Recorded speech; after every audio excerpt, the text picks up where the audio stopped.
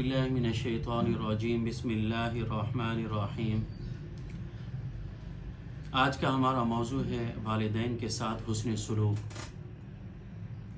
اللہ تبارک و تعالی نے قرآن پاک میں فرمایا وَقَضَىٰ رَبُّكَ أَلَّا تَعْبُدُوا إِلَّا إِيَّاهُ وَبِالْوَالِدَيْنِ إِحْسَانًا۔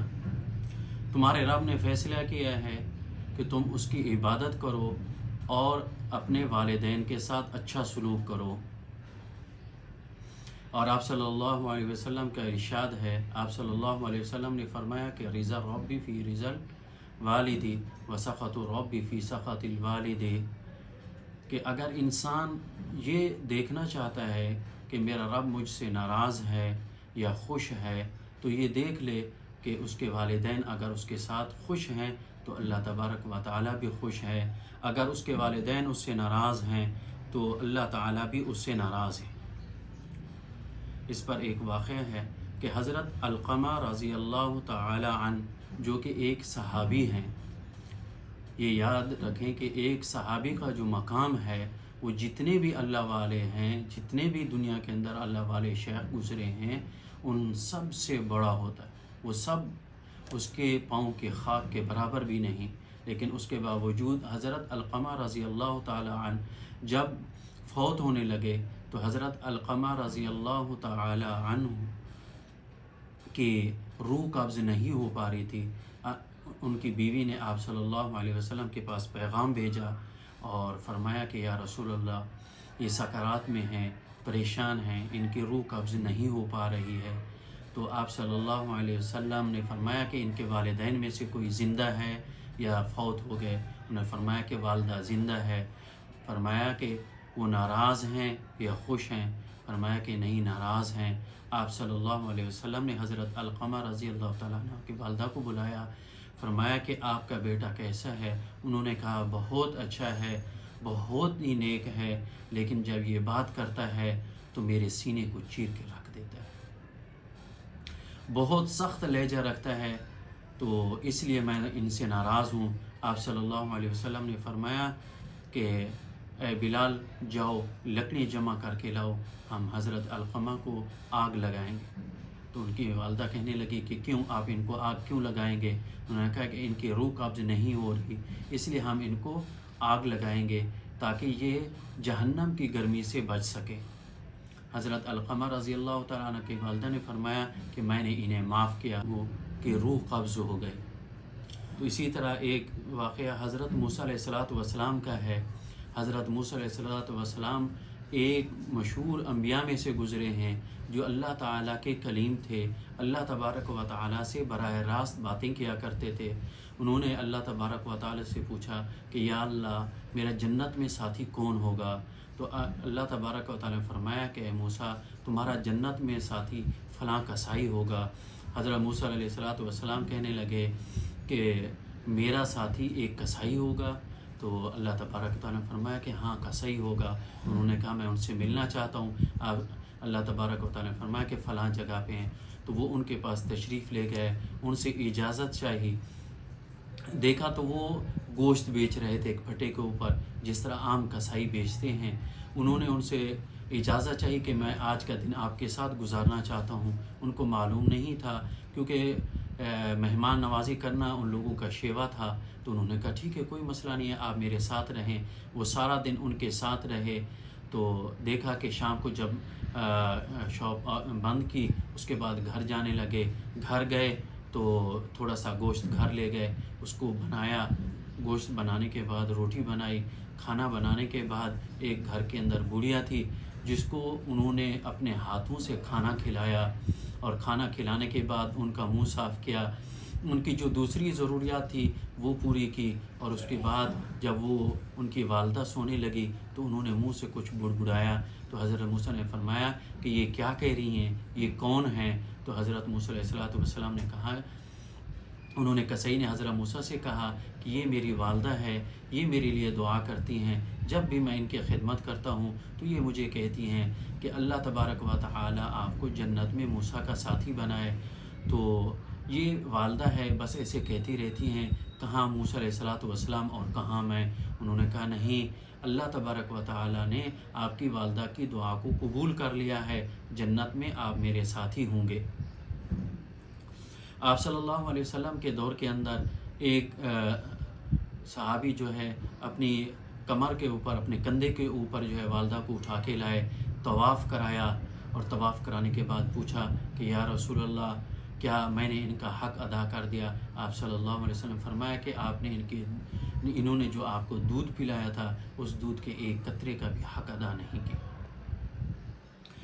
حضرت عمر رضی اللہ تعالی عنہ کے دور کے اندر ایک صحابی جو ہے اپنی والدہ کی خدمت کیا کرتے تھے، اور آپ حضرت عمر کے پاس تشریف، حضرت عمر رضی اللہ تعالی عنہ کے دور کے اندر ایک بندہ اپنی والدہ کو اپنے کندھے پہ اٹھا کے لایا اور طواف کرایا۔ اس کے بعد حضرت عمر رضی اللہ تعالی عنہ کی خدمت میں حاضر ہوا اور کہنے لگا کہ جس طرح میری والدہ نے میری خدمت کی تھی میں نے ویسی ہی ان کی خدمت کی ہے، جیسے انہوں نے بچپن میں میرے کپڑے دھوئے تھے آج میں نے بھی ان کے ویسے ہی گندے کپڑے دھوئے ہیں، جیسے انہوں نے مجھے کھانا کھلایا ویسے میں نے کھانا کھلایا، جیسے وہ میرے لیے بستر بناتی تھی آج میں نے بھی ان کے لیے بستر بنایا، میں انہیں کندھے پہ اٹھا کے لایا جس طرح وہ بچپن میں مجھے کندھے پہ اٹھاتی تھی، کیا میں نے ان کا حق ادا کر دیا؟ حضرت عمر رضی اللہ تعالیٰ عنہ فرمایا کہ نہیں، آپ نے ان کے دودھ کے قطرے کا بھی حق ادا نہیں کیا۔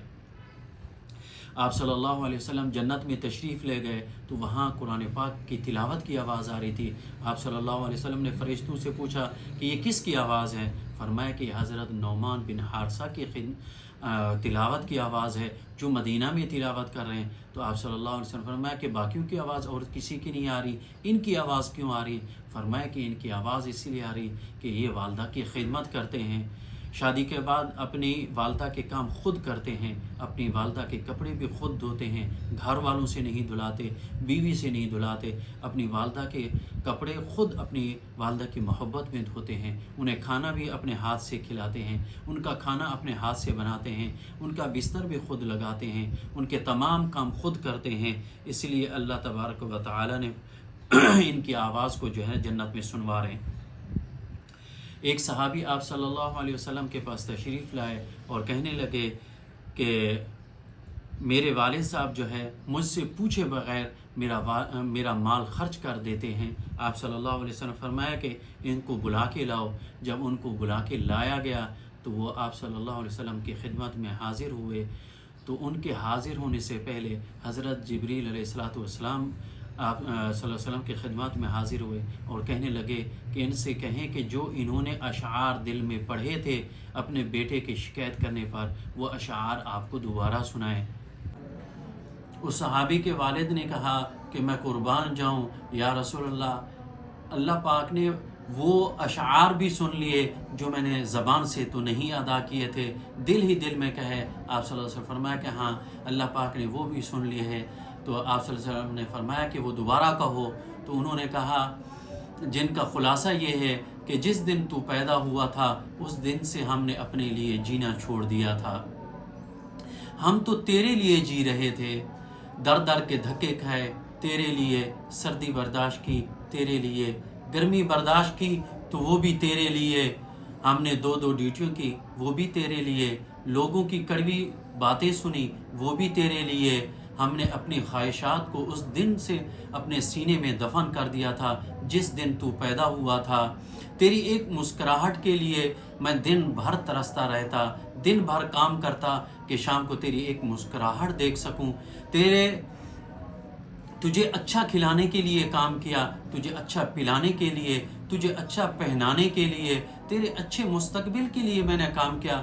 تو بیمار ہوتا ہم تجھ سے زیادہ بیمار ہوتے، تو تڑپتا ہم تجھ سے زیادہ تڑپتے، تو پریشان ہوتا ہم تجھ سے زیادہ پریشان ہوتے تھے، میری جوانی کا رس نچڑ نچڑ کر تیری ہڈیوں میں اترا، تو بیمار ہوتا ہم تجھ سے زیادہ بیمار ہو جاتے تھے، پھر ہماری جوانی گھلتی گئی تیری ہڈیوں کے اندر، تو بڑھتا گیا ہم گھٹتے گئے، تو چڑھتا گیا ہم اترتے گئے، تجھ میں طاقت آتی گئی ہم کمزور ہوتے گئے، تیری کمر سیدھی ہوتی گئی، تیرے باپ کی کمر جھک گئی، پھر میں نے سوچا کہ جس طرح بچپن میں تیری انگلی پکڑ کے میں نے تجھے چلایا، تجھے اپنے کندھے پہ بٹھا کے گھمایا، آج تو مجھے اپنے کندھے پہ بٹھا کے گھمائے گا، میری انگلی پکڑ کے مجھے چلائے گا، لیکن تو نے تو منہ ہی موڑ لیا۔ جب یہاں تک پہنچے تو آپ صلی اللہ علیہ وسلم کی آنکھوں سے دو آنسو بہہ رہے تھے۔ آپ صلی اللہ علیہ وسلم نے فرمایا انت و مالک ابیک، تو اور تیرا مال تیرے باپ کا ہے، جاؤ یہاں سے۔ وآخر دعوانا ان الحمد للہ رب العالمین۔